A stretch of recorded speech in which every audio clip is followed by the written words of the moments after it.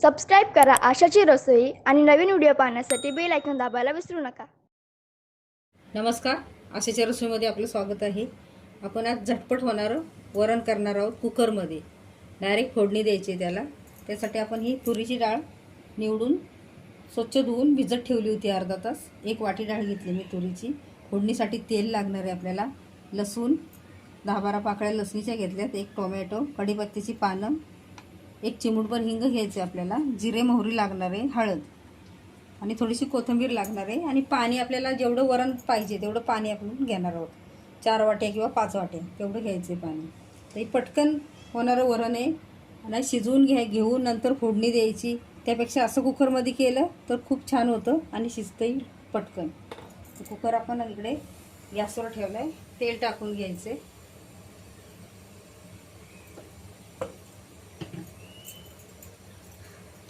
त्याच्यामध्ये आपल्याला 1 चमचा मोहरी टाकायची।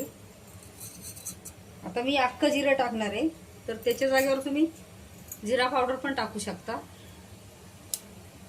मोहरी थोडी तडकली की मग बाकीचं साहित्य टाकूया। तर मोहरी आपली तडकली, आता आपल्याला जिरं टाकायचं। त्याच्यामध्ये 1 चिमूटभर हिंग टाकायचं आपल्याला। आता गॅस मी थोडा बारीक करते। आता लसूण टाकूया,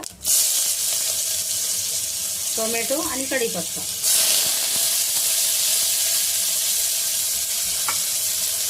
आणि मीठ पण लागणार आहे आपल्याला चवीनुसार। मीठ मी सांगायला विसरले। फोडणी थोडी परतून घेऊया आपण तेलामध्ये। मीठ टाकायचे चवीनुसार, हळद टाकायची, 1 पाव चमचा हळद टाकूया आपण। हलवून घ्यायचं आपल्याला।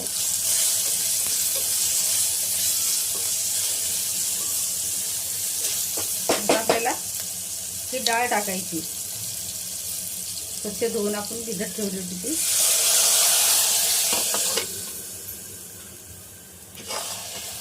आता आपल्याला लागेल जेवढं वरण करायचं तेवढं पाणी टाकायचं आपण।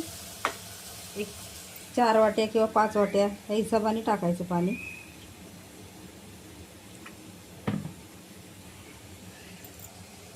पटकन होतं, मस्त लागतं, वेळेची पण बचत।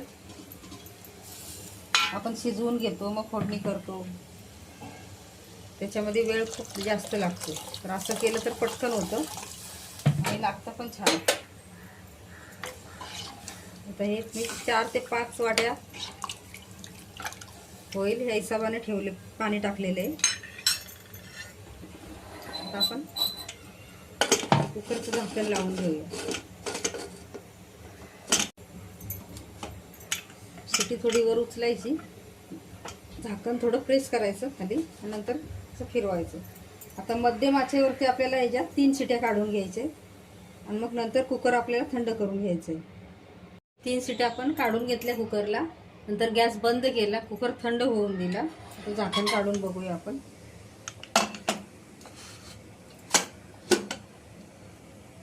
छान वरण बघा, मस्त दिसतोय, कलर पण, डाळ पण छान शिजली बघा, मस्त झाले 3 शिट्यामध्ये। आता आपल्याला कोथिंबीर टाकायची याच्यामध्ये।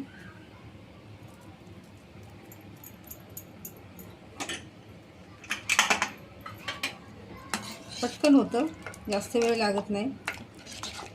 डाळ शिजवून घेऊन फोडणी करण्यापेक्षा ना अगदी हे साधं सोपं केलेलं मस्त पटकन। वरण आपण काढून घेऊया। ह्याच्यापेक्षा जर घट्ट तुम्हाला पाहिजे असेल तर झाकण काढल्यानंतर थोडं आणखी उकळवून घ्यायचं।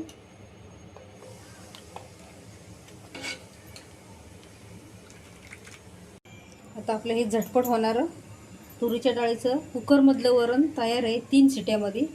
तुम्ही तुरीची डाळ, मुगाची डाळ, तुम्हाला जे आवडत असेल ती डाळ लावू शकता, अशी डायरेक्ट फोडणी करून वरण आमटी जे आपल्याला पाहिजे ते पटकन होतं।